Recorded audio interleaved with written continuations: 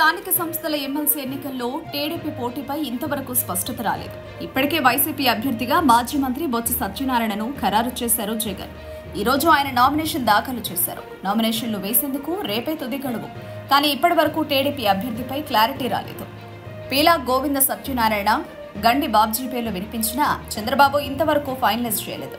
2 సార్లు పార్టీ శ్రేణులతో సమావేశం నిర్వహించారు. వారి అభిప్రాయాలను సేకరించారు. కొందరు పోటీ పెట్టాలని, మరికొందరు పెట్టొద్దని అధినేతను కోరినట్లు తెలుస్తోంది. అయితే స్థానిక ప్రజా ప్రతినిధుల బలాన్ని అంచనా వేసుకుని గెలుపు సాధ్యమైతేనే అభ్యర్థిని పెడతామని చంద్రబాబు తేల్చి చెప్పినట్లు సమాచారం.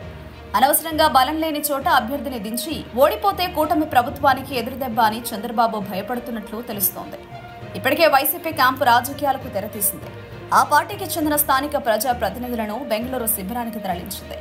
రేపు తెలుగుదేశం పార్టీ నామినేషన్ దాఖలు చేయకపోతే బెంగళూరు నుంచి వైసీపీ స్థానిక ప్రజా ప్రతినిధులు తిరుగుముఖం పట్టే అవకాశం ఉంది. ఒకవేళ టీడీపీ అభ్యర్థి బరిలో దిగితే మాత్రం ఈ నెల 30 వరకు బెంగళూరులో క్యాంపు కొనసాగనుంది. అయితే టీడీపీలో తీవ్ర తర్జన భర్జన నడుస్తుండగా వైసీపీ అభ్యర్థి బొత్స ధీమాతో ఉన్నారు. వీలైనంత వరకు టీడీపీ పోటీకి దూరంగా ఉంటుందన్న సమాచారంతో ఆనందంలో ఉన్నారు. మరి తెలుగుదేశం పార్టీ ఎలాంటి నిర్ణయం తీసుకుంటుందో చూడాలి. విశాఖ స్థానిక సంస్థల్లో వైసీపీకి స్పష్టమైన బలం ఉంది. మొత్తం ఆ పార్టీకి 800 మందికి పైగా ప్రజా ప్రతినిధులు ఉన్నారు. టీడీపీ కూటమికి 200 మందికి పైగా ఉన్నారు. 2 పార్టీల మధ్య తేడా 600 వరకు ఉంది. 300 ఓట్లు చీల్చితే కానీ తెలుగుదేశం పార్టీ గెలిచే ఛాన్స్ లేదు.